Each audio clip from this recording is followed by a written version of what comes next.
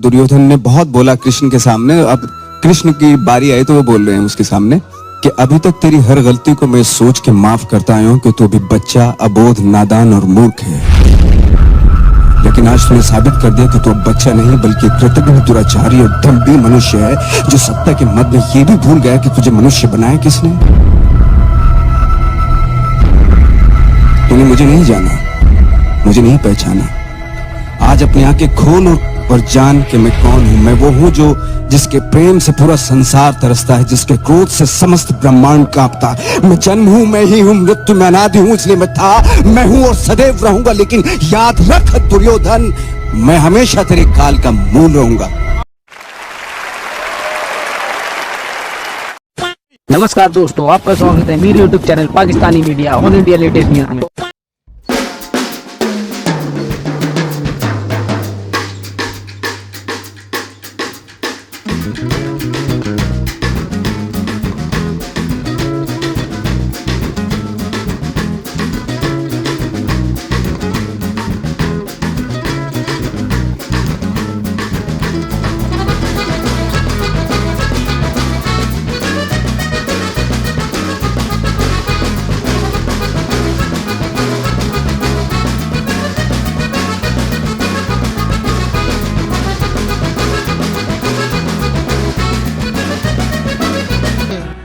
बात तो सही है।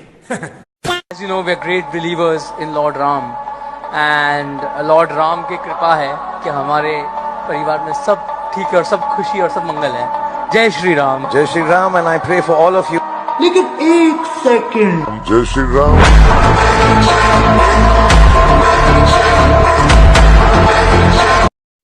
और ये उनके शौहर नसीरुद्दीन। अस्सलाम वालेकुम। वालेकुम सलाम। वालेकुम सलाम। करते क्या है?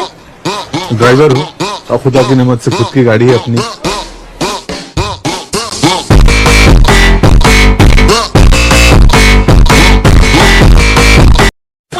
मैं राशिद से हूँ और मैं ज़ंज़ीबार अफ्रीका में रहती हूँ। यहाँ पे 99% पॉपुलेशन मुस्लिम है, मगर इनकी प्लेस एकदम फिक्स है दुनिया के हर कोने में।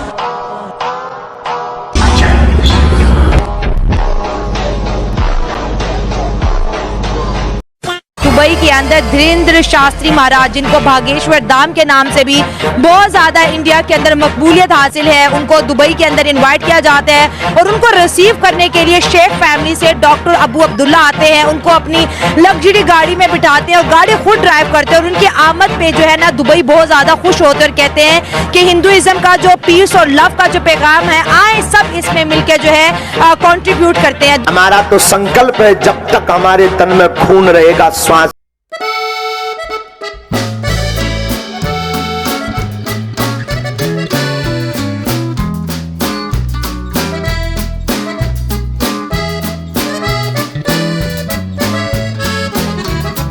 आप क्या कर रहे हो?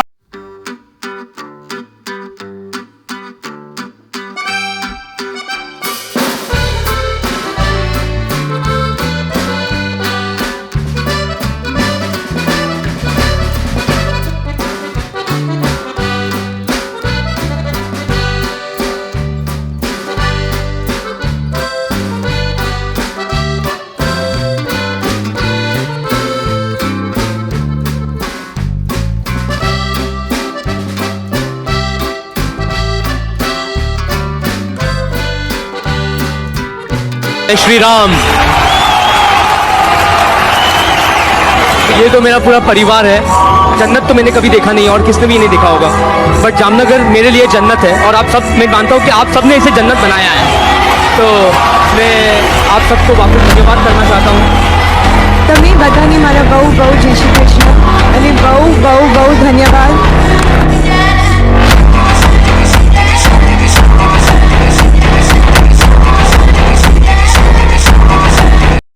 जहाँ तक पाकिस्तान की बात है, वो पूरा मुल्क रेडिकलाइज्ड है। उस पूरे मुल्क का बेड़ा ही गर्क है। मेरी ट्रिपल PhD है पाकिस्तान में।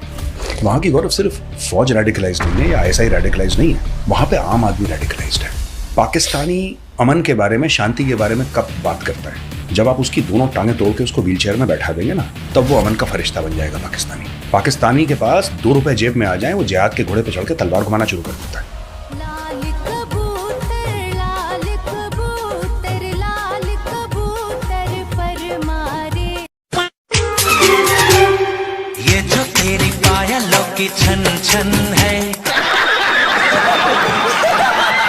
जैसा कि दोस्तों मैंने आपसे कहा था कि मैं वीडियो के अंत में बताऊंगा कि मोदी जी ने मुसलमानों के लिए क्या किया है, तो सुनिए जी आंकड़े। 1947 से लेकर 2016 तक 50% मुस्लिमों के घर बिजली के कनेक्शन थे, जो 2019 तक सिर्फ 3 साल में 92% हो गए, यानी कि 36% मुस्लिमों को लाइट कनेक्शन सिर्फ 3 सालों के अंदर मिले। अब आ जाओ बैंक खाते पर। 2016 तक 66% मुस्लिम के बैंक खाते थे, जो 2019 तक 92% हो गए। अब करते हैं सरकारी नौकरी की बात, यानी कि गवर्नमेंट जॉब की। 2014 तक कुल 4.5% मुस्लिम गवर्नमेंट जॉब में थे, जो 2023 तक 10.5% हो चुके हैं। अब बात करते हैं स्किल इंडिया स्कीम की, जिसमें 33% मुस्लिम को स्किल किया गया है। PMEGP स्कीम के तहत 70% मुस्लिमों को बिजनेस सेट करने में मदद मिली, 70% मुस्लिमों को। अब चलो थोड़ी शिक्षा पे बात कर लेते हैं। 2014 तक 69% मुस्लिम शिक्षित थे, जो 2019 तक 74% हो गए। अब बात करते हैं मुस्लिम लड़कियों की एजुकेशन पे। 2014 तक 65% मुस्लिम लड़कियां एजुकेशन लेती थी, जो बढ़कर अब 74% हो गई है।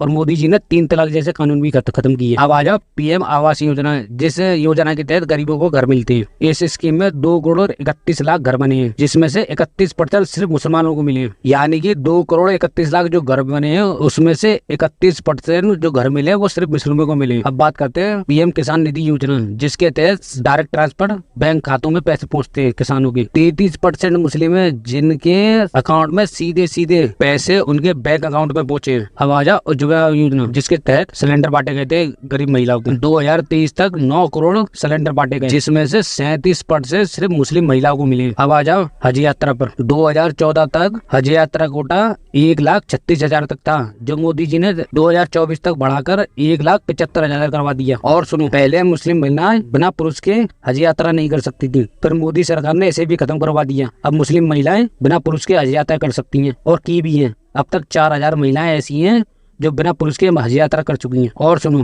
पहले हज यात्रा पर जो GST 18% थी, जो मोदी सरकार ने हटा के सिर्फ 5% कर दी, जिससे हवाई जहाज का किराया कम हो सके। दोस्तों आंकड़े और भी हैं, इसके लिए मैं एक पूरी वीडियो बनाऊंगा। तो दोस्तों अब आप खुद ही डिसाइड कीजिए कि मोदी जी मुस्लिम विरोधी है या नहीं। तो फिर मिलते हैं नेक्स्ट वीडियो में, जब तक के लिए जय हिंद।